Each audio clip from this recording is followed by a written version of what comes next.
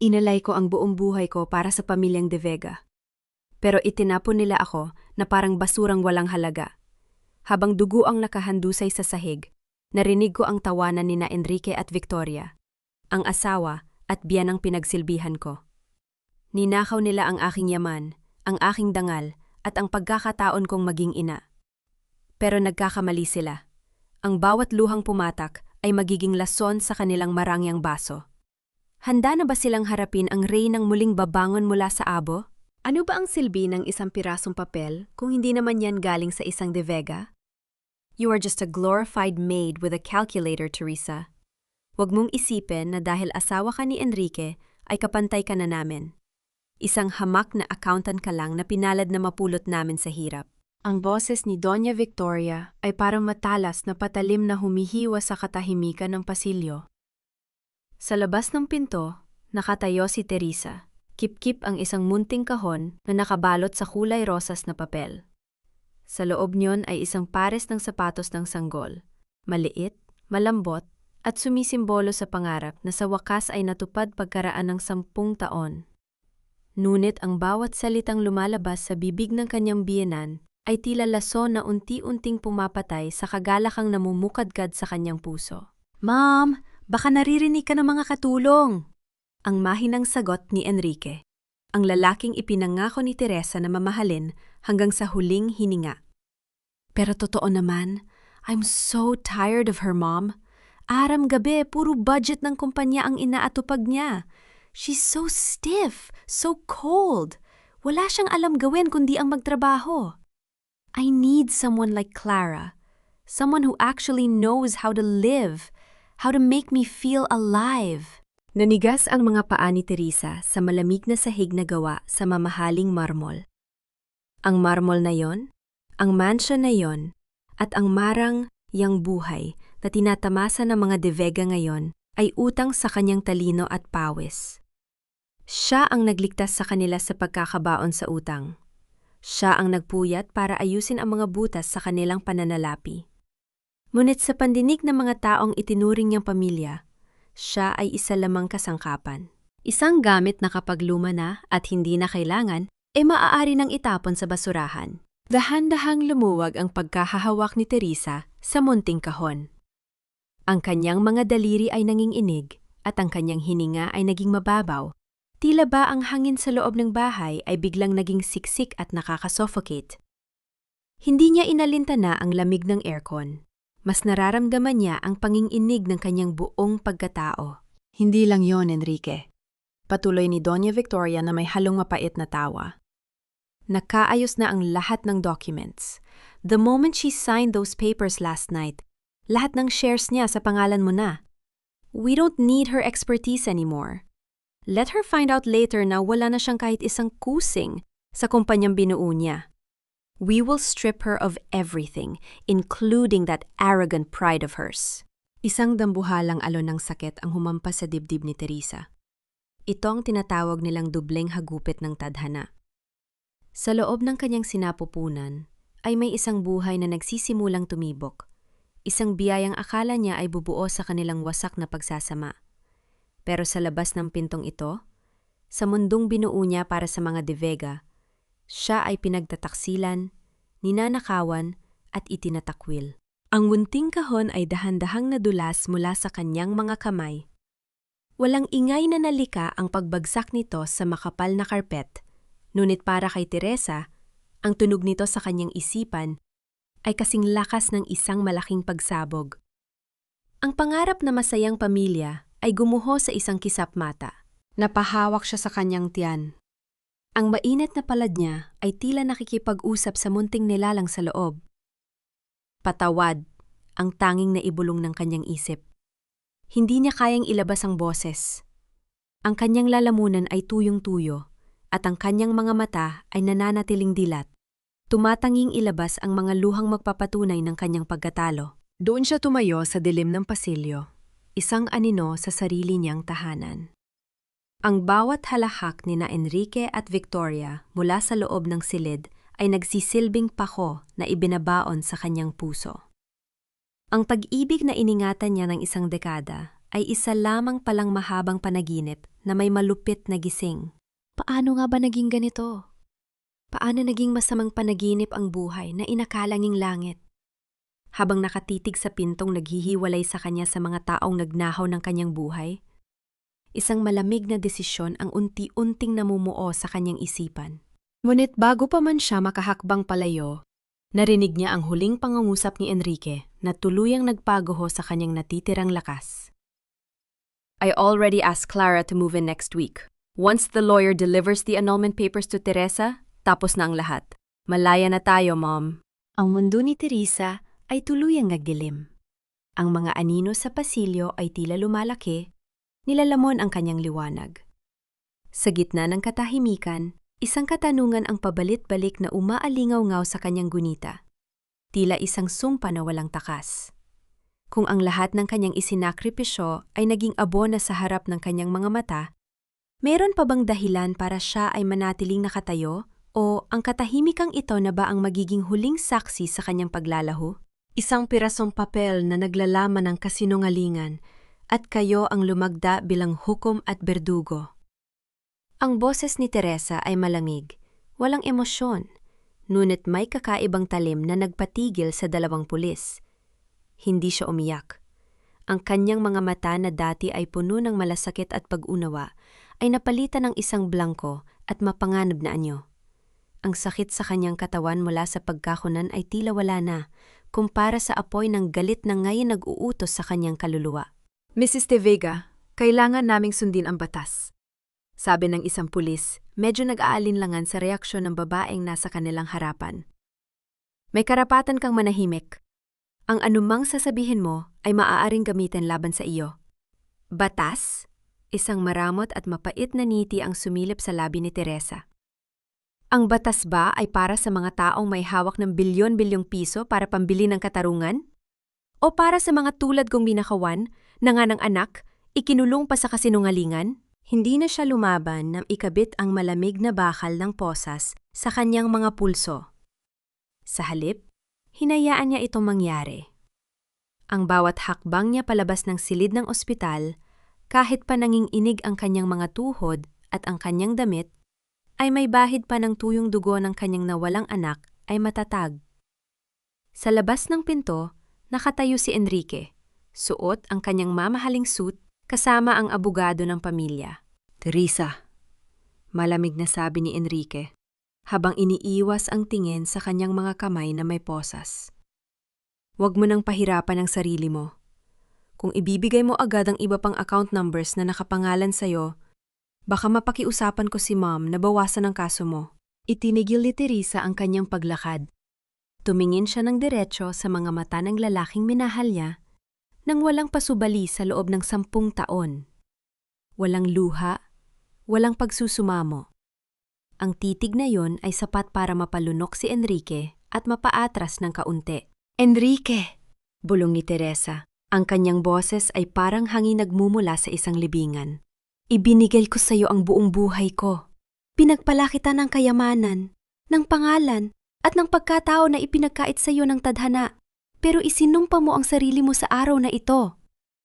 Tumigil ka na sa mga drama mo, Teresa! Sigaw ni Enrique na halatang naiilang sa mga matang nakatingin sa kanila mula sa pasilyo ng ospital. You brought this upon yourself! Tandaan mo ang mukhang ito, Enrique. Pagpapatuloy ni Teresa. Ang bawat salita ay binibigkas ng mabagal at may diin. Ang babaeng niyapakan ninyo ngayon ay ang siyang magiging dahilan ng tuluyang pagguho ng imperyo ng mga De Vega. Hihilingin ninyong sana ay pinatay na lang ninyo ako ng tuluyan dito sa ospital. Dadhin na niyan! Galit na utos ni Enrique sa mga pulis habang mabilis na tumalikod. Habang isinasakay si Teresa sa malamig at madilim na sasakyan ng pulis, ang kanyang isip ay hindi nag-aalinlangan. Ang bawat rehas na sasalubong sa kanya ay magiging silid-aklatan ng kanyang paghihiganti. Hindi na siya ang asawang sunod-sunuran. Siya na ngayon ang mandaragit na maghihintay sa tamang panahon para mangagat.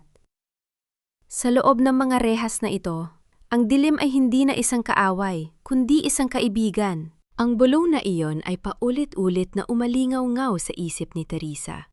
habang nakaupo siya sa isang sulok ng malamig at sementadong selda. Ang hangin dito ay mabigat, amoy amag at kawalan ng pag-asa. Ngunit ang kanyang dibdib ay sarat ng isang kakaibang kapayapaan. Ang kapayapaan ng isang taong wala nang natitirang mawawala pa. Kung ang mundo ay gusto siyang lunurin sa putik, gagawin niya ang kanyang sarili na isang bagyo na maglilinis sa lahat ng kasamaan nito. Makalipas ang ilang araw ng pag-iisa, sa gitna ng katahimikan ng madaling araw, bumukas ang mabigat na bakal na pintuan ng piitan. Isang matandang babae na may dalang lumang supot ang pumasok. Ang mga hakbang ay mabagal, ngunit pamilyar. Teresa, anak ko. Ang nanginginig na tinig ay bumasag sa rehas. Nag-angat ng tingin si Teresa. Si Tita Merly, ang nag-iisang tao sa mansyon ng mga De Vega na nag-alay sa kanya ng tunay na pagkalinga, nang pumanaw ang kanyang mga magulang. Agad na lumapit si Teresa sa rehas. Ang kanyang mga kamay na may sugat ay humawak sa malamig na bakal. Tita, bakit ka narito? Mapanganib dito. Ang sabi ni Teresa, may bahid ng pag-aalala sa kanyang boses. Alam ba ni Doña Victoria na nandito ka? Wala silang alam, Teresa. Nagpanggap akong bibili sa palengke. Mabilis na sagot ni Tita Merly habang may inilalabas na isang lumang notebook mula sa loob ng kanyang supot. Isinuot niya ito sa pag-itan ng mga rehas. Huwag kang mag-alala sa akin. Ang mahalaga ay ikaw. Narito ang mga tala na itinago ko noong mga panahong abala sila sa paglilipat ng mga ari-arian mo. Lahat ng pirma, lahat ng pekeng dokumento na ginamit nila para palabasin na ikaw ang nagbulsa ng pondo, nakatala rito ang mga tunay na transaksyon. Binuklat ni Teresa ang lumang notebook. Ang mga numero, ang mga petsa at ang mga pangalan ay sumambulat sa kanyang paningin. Sa loob ng ilang segundo, ang kanyang utak na dati ay nagluluksa ay muling tumakbo ng may katumpakan ng isang makinang pangkalkula. Hindi lamang ito simpleng ebidensya. Ito ang susi sa pag-ikot ng hustisya laban sa mga taong umapak sa kanya. Ginawa nila ito ng may plano. Mahinang sambit ni Teresa. Ang mga mata ay kumikislap sa dilim ng selda. Hindi lang nila ako gustong paalisin, tita. Gusto nila akong patahimikin ng tuluyan para walang makakaalam na ang pondo ng mga De Vega ay matagal ng lugmok dahil sa sugal at iba pang illegal na negosyo ni Enrique. Pwes, ibagsak mo sila, Teresa. Ang mariing bulong ni Tita Merly habang hinahawakan ang nanginginig na kamay ng dalaga. Huwag kang patatalo sa mga halimaw na yon. Ang hustisya ay para sa mga may tapang na lumaban. Isang tipid, ngunit matatag na ngiti ang sumilip sa labi ni Teresa. Ang bawat luhang natipid niya nung araw ng kanyang pagkahulog ay ngayon nag-iipon ng lakas para maging bahagi ng isang malaking baha. Ang paghihiganti ay hindi na lamang isang hangarin. Ito ay naging isang obligasyon sa sanggol na kinuha sa kanya. Isang linggo na ang nakalilipas, simula nang maupo ako sa rehas na ito, at sa bawat araw na lumilipas, mas lalo kong nauunawaan ang laro nila. Ang bulong ni Teresa ay para lamang sa kanyang sarili habang nakaupo siya sa gilid ng makitid na higaan sa loob ng selda. Hawak niya ang lumang notebook na iniwan ni Tita Merly. Sa liwanag ng nag-iisang bumbilya sa pasilyo na pumapasok sa rehas, sinuri niya ang bawat pahina, bawat numero at bawat lagda. Ang mga ito ay hindi na lamang simpleng datos. Ito ang mga lason na unti-unting papatay sa imperyo ng mga De Vega. Sa labas ng piitan, sa kabilang dulo ng lungsod, ang pangalan ni Teresa ay dahan-dahan ng binubura sa kasaysayan ng kumpanya. Sa loob ng punong tanggapan ng De Vega Group, si Enrique ay nakaupo sa malaking silya na dati ay pag-akribos kay Teresa. Katabi niya si Clara, ang babaeng pumalit hindi lamang sa kanyang tahanan, kundi pati na rin sa kanyang posisyon. Babe, are you sure she won't cause any more trouble? Tanong ni Clara habang umiinom ng mamahaling alak mula sa kristal na baso. Ang kanyang mga mata ay nakatutok sa mga papeles sa ibabaw ng mesa. The board is asking questions about the missing funds from the offshore account. Kung may makaalam na tayo ang naglipat nung nakaraang buwan, huwag kang mag-alala. Malamig na sagot ni Enrique habang inilalagay ang kanyang braso sa bayang ni Clara. Teresa is locked up. Wala siyang kakayahan na kumilos laban sa atin. Nakasaad sa mga dokumentong pinirmahan niya bago siya makulong na siya ang may buong responsibilidad sa lahat ng transaksyon ng kumpanya. She took the blame for everything, even for the things she didn't do. Well, she always was a fool when it came to you. Nakangising tugon ni Clara habang isinasandal ang ulo sa balikat ni Enrique. Ngunit ang hindi alam ni Enrique at ni Clara, ang mga salitang iyon ay kasalukuyang binibigyang kahulugan sa ibang paraan sa loob ng isang madilim na selda. Si Teresa, sa pamamagitan ng tulong ng isang abogado na lihim na kinausap ni Tita Merly, isang lumang kaibigan ng kanyang ama na dalubhasa sa corporate law, ay nagsimula ng kumilos. Mrs. De Vega, mapanganib ang gagawin natin. Ang paalala ng abogadong si Attorney Santos habang nakaupo sa kabilang panig ng salamin sa visitation room. Kung ilalabas natin ang mga ebidensyang ito ngayon sa korte, maari silang magpanik at itago ang iba pang mga ari-arian sa ibang bansa, bago pa man ma-freeze ng hukuman. Kaya hindi natin sila bibigyan ng pagkakataong maghanda, attorney. Ang sagot ni Teresa. Ang kanyang boses ay kalmado, ngunit may diin na nagpakaba sa batikang abogado. Hindi natin sila dadaanin sa mabagal na proseso ng korte agad. Gagamitin natin ang mismong taon ng pagpupulong ng mga stockholder sa susunod na linggo. Doon ko isasabog ang lahat. Pero nasa loob ka pa ng piitan. Paano ka makadadalo sa meeting na yon? Tahang tanong ng abogado. Isang matalim na ngiti ang sumilip sa labi ni Teresa. Ang mga mata niya ay nagniningning sa gitna ng kulungan. Hindi ko na kailangang naroon pisikal. Ang kailangan ko lang ay ang mga shareholder na makinig sa bawat numerong sasabihin ko mula sa loob ng rehas na ito. Ang katotohanan ay may sariling boses, attorney, at sisiguraduhin kong maririnig ito ng buong mundo. Sa sandaling yon, ang takot na minsan ay bumalat sa puso ni Teresa ay tuluyang naglaho. Ang natira na lamang ay ang uhaw sa husti, siya at ang tahimik na pangako na ang bawat patak ng luhang ibinungos niya ay pagabayaran ng mga De Vega na may interes. Ang katahimikan pagkatapos ng isang malaking bagyo ay hindi kapayapaan. Ito ang simula ng pagguho.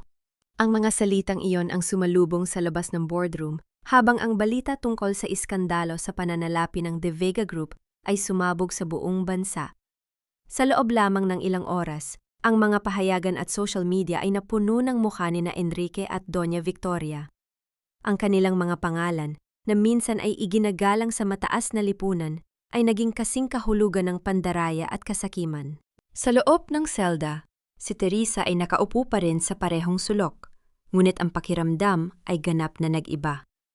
Ang mabigat na hangin ay tila luminaw.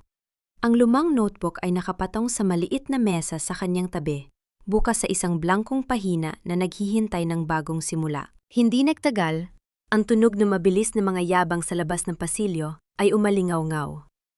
Ang pintuan ng piitan ay bumukas at ang mukha ni Enrique, puno ng pawis, gusot ang mamahaling damit at namumula ang mga mata sa galit at kawalan ng pag-asa, ang lumitaw sa likod ng mga rehas.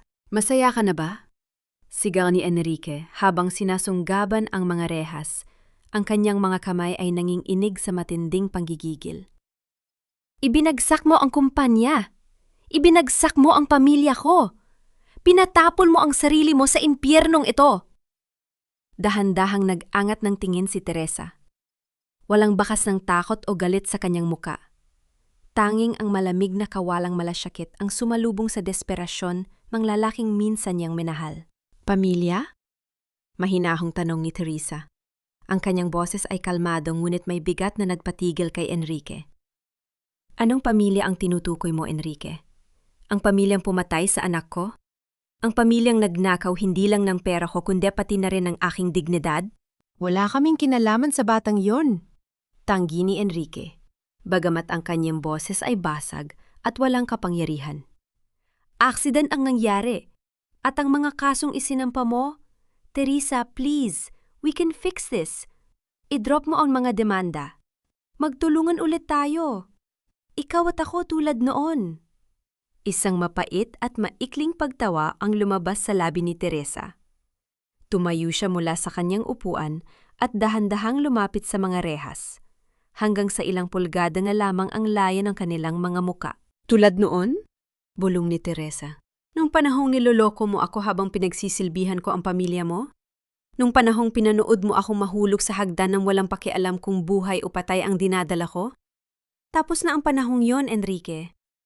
Ang nag-iisang Teresa na nagmahal sa'yo ay namatay na sa araw na nahulog ako sa hagdan na yon. Sa sandaling iyon, naintindihan ni Enrique na wala na siyang mahahawakan. Ang babaeng nasa kanyang harapan ay hindi na ang maamo at masunuring asawa na madaling manipulahin. Siya ay isang reyna na nakatayo sa ibabaw ng mga abo ng kanilang sariling imperyo. Kasabay nito, sa labas ng piitan, ang mga sasakyan ng pulis ay dumating upang sunduin si Enrique para sa opisyal na pag-aresto sa mga kasong pandaraya, kasama ang kanyang inang si Victoria na dinala rin mula sa kanilang mansyon dahil sa pagtatangkang pagtatago ng mga ninakaw na ari-arian. Ang huling piraso ng lason ay kailangang linisin bago tuluyang sumikat ang bagong araw.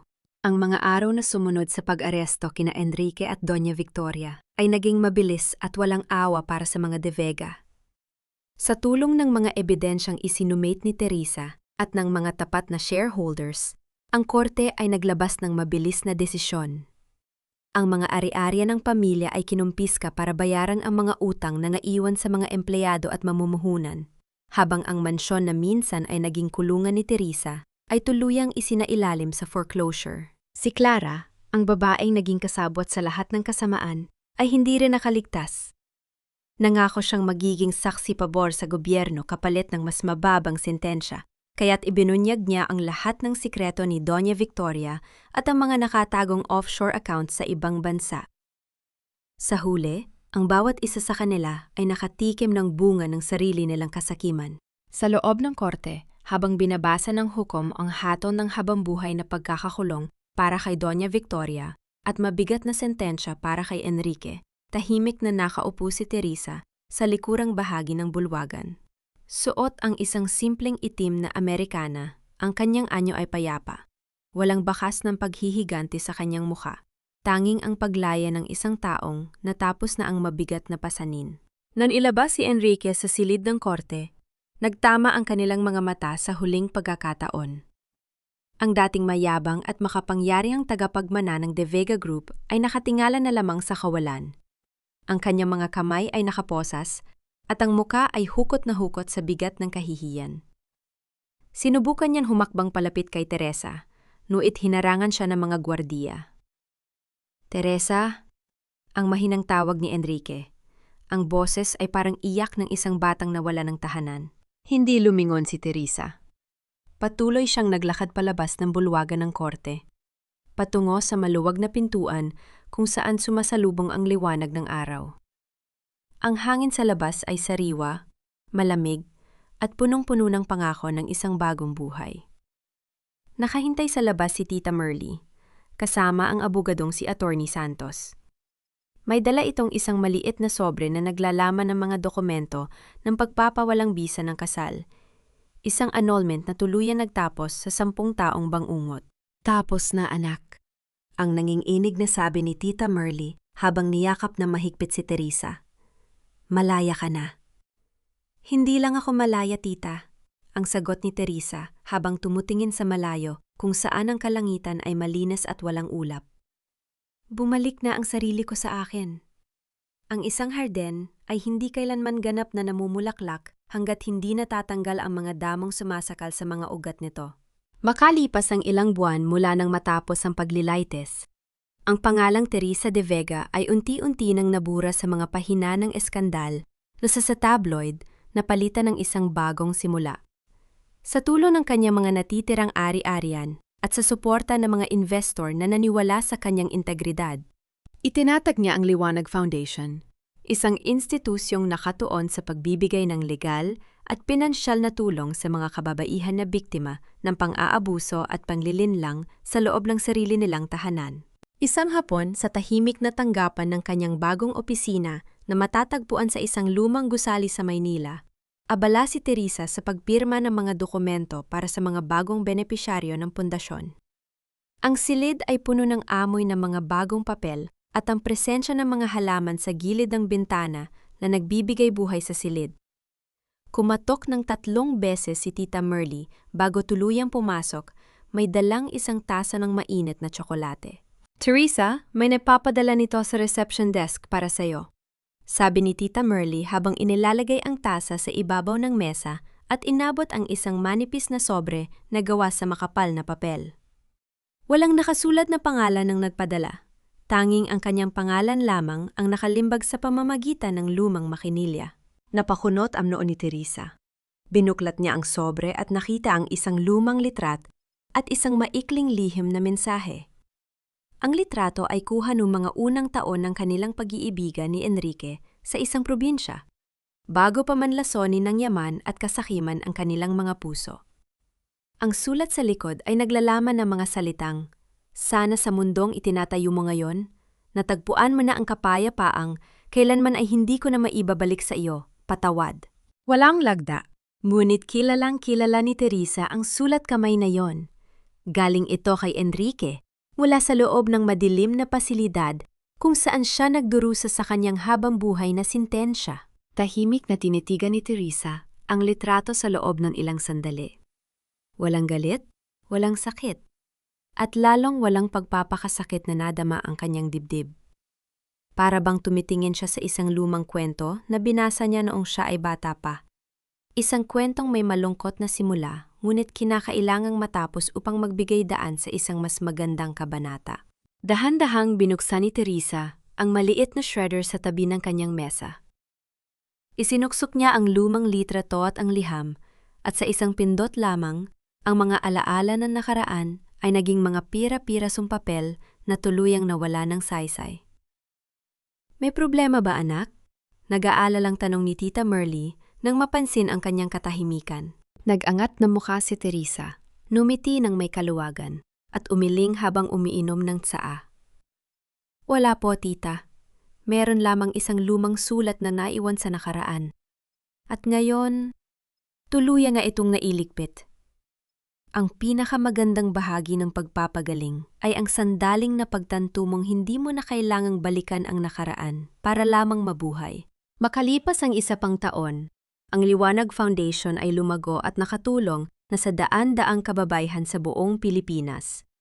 Si Teresa, na dati ay nakakulong sa madilim na silid ng panlilinlang, ay madalas nang makitang naglalakad sa mga komunidad, nakikinig sa mga kwento ng mga ina at asawang biktima ng pang-aabuso, at nagbibigay sa kanila hindi lamang ng tulong pinansyal, kundi ng lakas ng loob na tumayo sa sarili nilang mga paa. Isang umaga, habang naghahanda siya para sa isang malaking outreach program sa isang lalawigan sa Hilaga, kumatok si Tita Merly sa kanyang opisina na may dalang isang opisyal na dokumento mula sa korte at sa embahada ng Hapon. "Teresa, dumating na ang huling aprobasyon para sa partnership ng ating foundation sa international NGO sa Tokyo." Nakangiting sabi ni Tita Merly habang inilalabot ang mga papel. At may kasama ring imbitasyon para sa isang cultural exchange at financial seminar doon sa susunod na buwan. Ikaw ang personal na hiniling ng direktor nila na magsalita. Napatitig si Teresa sa dokumento. Ang pangalang, Teresa de Vega, ay wala na rito. Ang nakasulat ay ang kanyang pangdalaga na may buong dangal, Teresa Santos. Ang bansang Japan, na dati ay ideya lamang ng isang malayong pangarap noon, ay naroon na ngayon sa kanyang harapan bilang isang pintuan na mga bagong posibilidad. "Sa Tokyo?" Mahinang bulong ni Teresa, habang ang mga mata ay sumisipat sa labas ng bintana kung saan ang sikat ng araw ay sumisinag sa mga berdeng halaman ng kanyang hardin. "Isang lugar kung saan walang nakakakilala sa akin, walang nakakaalam sa mga sugat ng aking nakaraan. O isang lugar kung saan maari kang magsimulang muli ng walang anino ng nakaraan." Pagtatama ni Tita Merly na may halong pagmamalaki sa kanyang mga mata. "Matagal ka nang nag-alay ng buhay para sa nakaraan, Teresa. Panahon na para sa iyo naman." Kinagabihan, naglakad si Teresa sa tabing dagat ng Manila Bay. Ang hangin ay malamig at may dalang amoy ng asin at kalayaan. Pinanood niya ang paglubog ng araw, kung saan ang langit ay nagkulay kahel, lila at ginto. Naalala niya ang araw na nahulog siya sa hagdan, ang araw na akala niya ay katapusan na ng lahat. Ngunit na yon, habang dinadama ang simoy ng hangin, naintindihan na niya ang ibig sabihin ng tunay na paghilom. Hindi pala ito ang pagkawala ng sakit, kundi ang pagkatutong mabuhay ng may kagandahan sa kabila ng mga pilat. Ang bawat mahabang gabi ay may katapusan, at ang umaga sa ibang bansa ay nagdadala ng mas malinaw na liwanag. Ang eroplanong lumapag sa paliparan ng Merita ay sinalubong ng malamig na simoy ng hangin ng Tagsibol.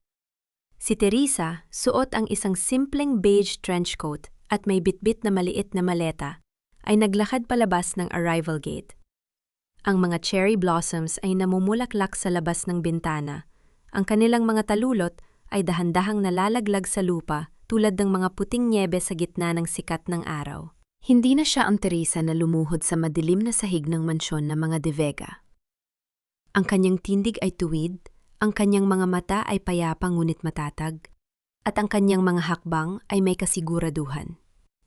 Sa unang pagkakataon, pagkatapos ng napakahabang panahon, ang paghinga niya ay maluwag, walang kabing-kibing na takot o galit. Paglabas niya ng paliparan, isang lalaki na may hawak na maliit na signboard na may nakasulat na Liwanag Foundation, Miss Santos ang nag-aabang. Ang lalaki ay may gulang na nasa mid-40s, may maamang muka at suot na formal na suit, at nigumiti ito nang mapansin si Teresa. Mrs. Santos? O maaring mas angkop na tawagin kayong Direktor Santos? Ang bati ng lalaki sa wikang Ingles na may banayad na punto ng Hapon. Ako si Kenji Sato, ang tagapayo ng Tokyo Community Finance. Isang karangalan ang makasama kayo rito sa Japan.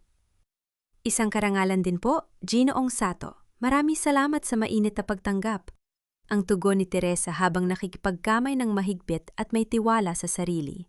Habang binabagtas nila ang tahimik at malinis na kalsada ng Tokyo, patungo sa tinutuluyang apartment sa distrito ng Shinjuku, pinagmasdan ni Teresa ang mga gusali at ang mga taong nagdaraan. May kanya-kanya silang mga bitbit, mga kwento at mga destinasyon. Dito, sa gitna ng milyon-milyong banyagang mukha, naramdaman niya ang isang bihirang uri ng kalayaan. Ang kalayaan na muling makilala hindi bilang biktima ng isagsirang kasal, kundi bilang isang matagumpay at malayang babae. Ang kanyang opisina sa Tokyo ay matatagpuan sa isang mataas na gusali na may tanawin ng Tokyo Tower. Nang gabing yon, habang nakatayo siya sa tapat ng malaking salamin ng kanyang silid-tulugan, pinagmasdan niya ang mga ilaw ng lungsod na kumikinang tulad ng mga bituin sa ibabang bahagi ng lupa. Inilabas niya mula sa kanyang bag ang maliit na kahon na naglalaman ng abo ng kanyang nawalang anak, ang tanging alaala na dinala niya mula sa kanyang nakaraan. Inilapag niya ito ng may buong paggilaw sa ibabaw ng mesa, sa tabi ng isang baso ng mainit na tsaa at ng mga bagong dokumento ng pundasyon. Anak, ang mahinang bulong ni Teresa sa hangin, habang ang mga luha ng kasiyahan ay tuluyang pumatak sa kanyang mga mata. Nakarating na tayo. Ligtas na tayo. Sa labas, ang mga ilaw ng Tokyo ay patuloy na nagniningning, at sa bawat kislap nito ay ang patunay na ang kadiliman ay may hangganan. Ngunit ang lakas ng isang pusong naghilom ay walang katapusan. Ang isang pusong buo muli ay handa ng tumanggap ng liwanag nang hindi na natatakot sa anino. Makalipas ang 2 taon sa Tokyo, ang pangalang Teresa Santos ay naging simbolo ng katatagan at tagumpay sa mundo ng microfinance at community development. Ang Liwanag Foundation ay hindi lamang lumawak sa Pilipinas, kundi nagkaroon na rin ng mga sangay sa iba't ibang bahagi ng Asya na tumutulong sa libu-libong kababaihan na makabangon mula sa kahirapan at pang-aabuso. Isang hapon sa gitna ng taglaggas, habang ang mga dahon ng ginkgo sa mga lansangan ng Tokyo ay nagiging kulong ginto, naglakad si Teresa patungo sa isang pamilyar na park malapit sa kanyang opisina. Suot ang isang simpleng puting blusa at hawak ang isang tasa ng kape, umupo siya sa isang bakanteng silya na gawa sa kahoy. Pinapanood ang mga batang naglalaro at ang mga matatandang magkasamang naglalakad sa ilalim ng mga punong naglalagas ang dahon. Ang kanyang buhay ay tahimik, payapa at ganap na buo. Wala nang galit sa kanyang dibdib, wala nang takot sa mga anino ng nakaraan. Natutunan na niyang mahalin ang sarili bago ang iba, at sa pagmamahal na yon, Natagpuan niya ang tunay na kahulugan ng kaligayahan. Habang nakatingin siya sa kawalan, isang figura ng lalaki ang dahan-dahang lumapit at naupo sa kabilang dulo ng parehong upuan. Ang lalaki ay may suot na itim na jacket, may hawak na libro at may kalmadong aura na nababagay sa tahimik na paligid. Nang lumingon ito para ibaba ang kanyang hawak, nagtama ang kanilang mga mata. Si Kenji Sato, ang tagapayo ng Tokyo Community Finance na sumalubong sa kanya 2 taon na ang nakararaan. Sa paglipas ng panahon, mula sa pagiging propesyonal na kasama sa trabaho, unti-unti silang naging malapit na kaibigan. Si Kenji ay isang taong may sarili ring mga sugat mula sa nakaraan. Isang biyudo na inilaan ang buhay sa pagpapalaki ng kanyang anak na babae at paglilingkod sa komunidad. Medyo malamig na ang simoy ng hangin ngayon, Teresa. Ang sabi ni Kenji sa wikang Ingles, may suot na banayad at taos-pusong ngiti habang iniabot sa kanya ang isang maliit na pakete ng maiinit na roasted chestnuts. Sabi ko sa'yo, kailangan mo nang magsuot ng mas makapal na Amerikana tuwing hapon. Tinanggap ni Teresa ang inaalok nito. Ang init mula sa pakete ay dumaloy sa kanyang mga daliri. Salamat, Kenji. Marahil ay tama ka nga. Minsan ay nakakalimutan ko ang panahon dahil abala ako sa mga bagong proyekto sa opisina. Ang trabaho ay hindi kailanman mawawala, Teresa. Ang mahinahong tugon ni Kenji habang inilalapit ang tingin sa kanya. Ang mga mata ay puno ng paggalang at isang uri ng pagpapahalagang higit pa sa pagkakaibigan.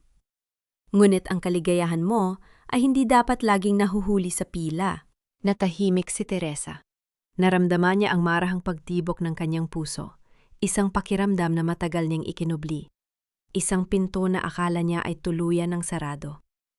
Hindi ito ang maalab at mapanirang pag-ibig na ibinigay niya kay Enrique nung kanyang kabataan.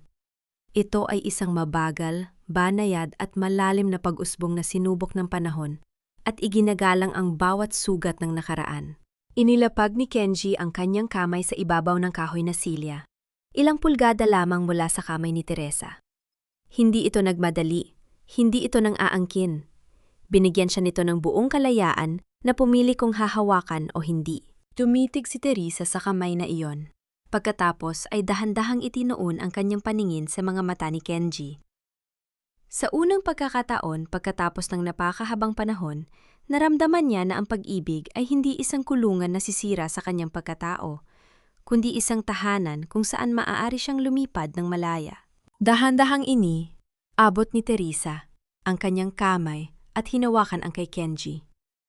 Sa gitna ng mga naglalagasan at nagnaningning na dahon ng Tokyo, ang kanilang mga daliri ay nagtagpo, hindi bilang 2 taong naghahanap na masisilungan, kundi bilang 2 buong kaluluwa na handang maglakbay ng sabay sa liwanag ng bukas. Ang isang desisyon na ginawa ng may tapang ay nagbubunga ng isang kinabukasang puno ng kapayapaan. Makalipas ang 1 pang taon, ang buhay ni Teresa sa Tokyo ay patuloy na umunlad sa isang payapa at matatag na direksyon. Ang relasyon nila ni Kenji ay lumalim ng hindi nagmamadali, binuo sa pundasyon ng paggalang, pag-unawa sa nakaraan, at pagpapahalaga sa kasalukuyan. Si Kenji ay naging sandalan hindi lamang sa mga proyektong panlipunan ng Liwanag Foundation, kundi pati na rin sa bawat tahimik na sandali ng buhay ni Teresa.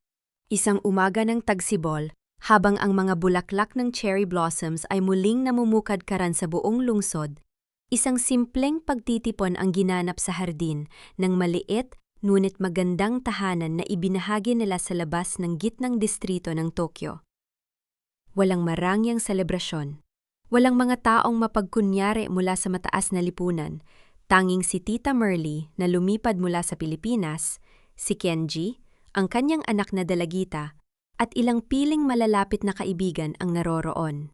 Nakatayo si Teresa sa harap ng maliit na altar na napipilibutan ng mga puting bulaklak. Suot ang isang simpleng puting damit na sumisimbolo sa kalinisan at bagong simula. Tiningnan niya ang kanyang refleksyon sa salamin bago lumabas. Wala na ang anino ng nakaraan. Wala na ang bigat ng mga kasinungalingan at pagtataksil. Ang tanging naroroon ay ang isang babaeng buo, matatag, at nagmamahal ng may buong kamalayan. Nang maglakad siya patungo sa dako, kung saan naghihintay si Kenji, ang mga alaala ng kanyang nakaraan ay dumaan sa kanyang isip tulad ng isang mabilis na pelikula. Ang luha, ang pagbagsak, ang selda, hanggang sa muling pagbangon. Ngunit sa halip na kirot, ang tanging naramdaman niya ay pasasalamat. Ang bawat sugat ay naging bahagi ng lakas na nagdala sa kanya sa sandaling ito. "Teresa!" Ang mahinang tawag ni Kenji nang abutan niya ang kanyang kamay. Ang mga mata ay nagniningning sa luha ng kaligayahan. "Hindi ko ipinangangako na ang mundo natin ay magiging perpekto o walang bagyo. Ngunit ipinangako ko na sa bawat unos, ako ang magiging tahanan na paprotekta sa iyo. At sa bawat liwanag, sabay nating lalakbayin ang bukas.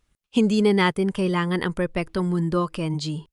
Ang tugon ni Teresa habang isinusuot nito ang simpleng singsing na pilak sa kanyang daliri. Ang mahalaga ay meron tayong isa't isa. At totoo ang bawat tibok ng ating mga puso. Pagkatapos ng maikling seremonya, habang ang paligid ay napupuno ng tahimik na tawanan at pagbati, lumapit si Tita Merly, dala ang isang maliit na kahon. Inabot niya ito kay Teresa nang may ngiti sa mga labi. "Para sa iyong anak? Alam kong masaya siya kung nasaan man siya ngayon. Dahil nakita niyang lumaban ang kanyang ina at nanalo sa buhay." Ang bulong ni Tita Merly. Binuksan ni Teresa ang kahon at kinuha ang maliit na sapatos ng sanggol na nakatago roon. Ang parehong sapatos na dinala niya noong gabing gumuho ang kanyang mundo. Sa pagkakataong ito, wala ng kirot. Hinalikan niya ito ng marahan at dahan-dahang inilagay sa isang espesyal na lalagyan sa tabi ng kanilang tahanan kung saan ang isang batang puno ng sakura ay nagsisimulang tumubo at mamukadkaran. Ang isang kwento ay nagtatapos hindi dahil sa walang nang sasabihin, kundi dahil ang bawat pahina ay umabot na sa rurok ng liwanag. Makalipas ang ilang taon mula sa araw ng kanilang kasal, ang pangalan ng Liwanag Foundation ay patuloy na lumago. Hindi na lamang bilang isang institusyon sa Asya, kundi bilang isang pandaigdigang kilusan na nagbibigay ng pag-asa sa libu-libong kababaihan na minsang nawala ng tinig. Sa bawat sulok ng mundo kung saan may babaeng lumuluha dahil sa pang-aabuso, may isang kamay na nag-aabot ng tulong sa ngalan ng punda siyang itinatag ni Teresa. Isang hapon sa kanilang tahanan sa Tokyo, habang ang araw ay dahan-dahang lumulubog at nag-iiwan ng kulay kahel sa kalangitan, nakaupo si Teresa sa beranda kasama si Kenji. Sa kanilang tabi, tumatakbo ang isang batang babae na may matang singkit at matamis na ngiti. Si Maya, ang kanilang anak na nagdala ng mas malalim na kahulugan sa kanilang pagsasama. Habang pinapanood ni Teresa ang paglalaro ng mag-ama, hinawakan niya ang kanyang tiyan. Ang sakit ng nakaraan ay tuluyan ng napalitan ng init ng kasalukuyan. Nauunawaan na niya ngayon kung bakit kailangan niyang pagdaanan ang dilim. Kung hindi dahil sa gabing yon, hindi niya masusumpungan ang ganito kalalim na liwanag. Naramdaman ni Kenji ang kanyang titig, kaya't dahan-dahan itong lumapit, inabutan siya ng isang tasa ng mainit na tsokolate at naupo sa tabi niya habang isinasandal ni Teresa ang kanyang ulo sa balikat nito. "Ano ang iniisip mo, Teresa?" tanong ni Kenji nang may banayad na tinig. "Iniisip ko lamang kung gaano kalayo na ang narating natin," sagot ni Teresa habang nakatingin sa namumulaklak na punong sakura sa hardin, ang puno na sumibol mula sa mga luha at pag-asa ng kanyang kahapon. "Noon, akala ko ang mundo ay nagtatapos sa mga rehas at sa mga kasinungalingan ng iba. Ngayon, nakikita ko na ang bawat dulo ay simula lamang pala ng isang mas magandang kwento." "At ang kwentong ito?" bulong ni Kenji habang hinahawakan ang kanyang kamay, "ay hinding-hindi matatapos habang tayo ay magkasama. Sa pag-ikot ng mundo, ang bawat sugat ay may sariling kwento ng paghilom, at ang bawat kadiliman ay may katapusan sa paglitaw ng unang sinag ng umaga." Kung tatanungin si Teresa, kung napatawad na niya ang mga taong nagtulak sa kanya sa bingit ng kamatayan, ang kanyang sagot ay magiging payapa at buo. Ang kapatawaran ay hindi ibinigay dahil ang mga umapi sa kanya ay karapat-dapat dito, kundi dahil pinili niyang palayain ang kanyang sarili mula sa mabigat na tanikala ng galit. Ang mga De Vega ay tuluyang lumubog sa sarili nilang hukay. Si Enrique ay nananatili sa loob ng piitan. Si Doña Victoria ay binawian ng buhay sa gitna ng kahihiyan at kawalan. At ang kanilang marang, yang imperyo ay naging abo na tinangay ng hangin. Hindi na sila kailangan pang pangarapin o balikan ni Teresa sa kanyang alaala, sapagat ang kanilang presensya ay tuluyan ng nabura sa mundong kanyang ginagalawan ngayon. Nahanap na ba niya ang tunay na kapayapaan? Oo. Ang kapayapaan ay hindi ang kawalan ng mga pagsubok, kundi ang katiyakan sa loob na kahit anong unos ang dumating, meron siyang lakas na tumayo muli. Ang bawat luhang pumatak noon sa malamig na marmol ng mansyon ay natuyo na, napalitan ng mga ngiti ni Maya at ng mainit na pagmamahal ni Kenji. At higit sa lahat, anong aral ang iniwan ng kwentong ito sa bawat pusong nakikinig? Na ang halaga ng isang tao ay hindi kailanman nakasalalay sa pag-apruba ng iba, kundi sa sarili niyang kakayahang bumangon mula sa sarili niyang mga abo. Ang pag-ibig ay dapat na isang tahanan na nagpapalaya, hindi isang kulungan na sumasakal. At gaano man kadilim ang gabi, ang isang babaeng may paninindigan at talino ay hinding-hindi matatalo ng kasakiman ng mundo. Ngayon, habang pinapanood ni Teresa ang pagsikat ng araw sa Tokyo kasama ang kanyang pamilya, alam niyang ang bawat pahina ng kanyang nakaraan ay naging makabuluhan. Siya ay si Teresa Santos, isang reyna na hindi na kailangan pang korona, sapagkat ang kanyang mukha ay inukit ng tagumpay at ang kanyang puso ay dinalisay ng pag-ibig.